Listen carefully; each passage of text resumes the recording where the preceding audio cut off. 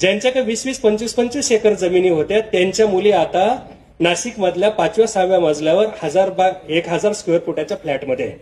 त्या फ्लॅटला अंगण नाही, झाड नाही, काहीच नाही. आमच्याकडे पूर्वी रात आंधळा असलं तर ते माणूस दरवाजा उघडायचा, अख्खं गावभर फिरून यायचं, सकाळी बरोबर घरी यायचं.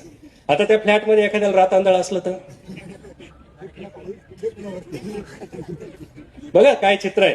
आणि आमच्या वावरात कामाला जे मजूर होते, ज्यांच्याकडे एकही गुंठा जमीन नव्हतं, त्या मुली आता आमच्या 25 एकराच्या मालकीने. बरोबर चित्र बघा. आता भविष्यात त्याची नोकरी गेली तर पुढल्या पिढ्या काय करतील? प्रश्न आहे की मी नोकरदारांच्या विरोधात नाही, मी शहराच्या विरोधात नाही, पण मी तुम्हाला वास्तवता सांगतोय की पुढे काळात काय होणार आहे. आणि म्हणून पोरीनं तुमच्यासाठी एक कविता लिहिली. ती कविता फार महत्वाची आहे. 2 BHK 3 BHK फ्लॅटला तू ताजमहाल म्हणून फसू नको. 2 BHK 3 BHK फ्लॅटला तू ताजमहाल म्हणून फसू नको. 10-5 गुंठ्याचं अंगण आहे तुझ्या बापाच्या घराला, तू खुराड्यात जाऊन बसू नको. 2 BHK 3 BHK फ्लॅटला तू ताजमहाल म्हणून फसू नको. 10-5 गुंठ्याचं अंगण आहे तुझ्या बापाच्या घराला, तू खुराड्यात जाऊन बसू नको.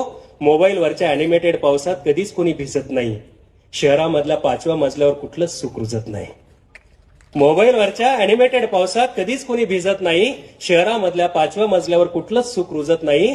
भिजायचं असेल, रुजायचं असेल तर हवी असते माती, आणि वरून खऱ्याखुऱ्या पावसाची सर.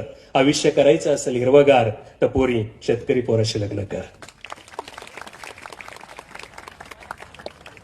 नोकरी काय करते? नोकर असतो. नोकरी काय करते? नोकर असतो. ऑफिसमध्ये साहेबांपुढे खाली मान घालून बसतो. नोकरी काय करते? नोकर असतो.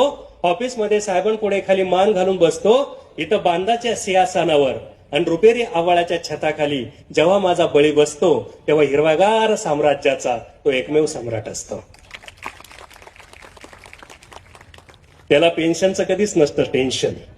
जुनी का नवी, 2005 का नंतर, त्याला पेन्शनचं कधीच नसतं टेन्शन, कारण माती कधीच रिटायर होत नाही.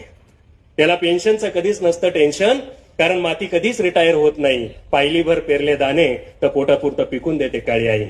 म्हणून तुला आणि तुझ्या पुढल्या पिढ्यांना उपाशी राहायचं नसेल तर पोरी शेतकरी पोराशी लग्न कर. पोरी शेतकरी पोराशी लग्न कर.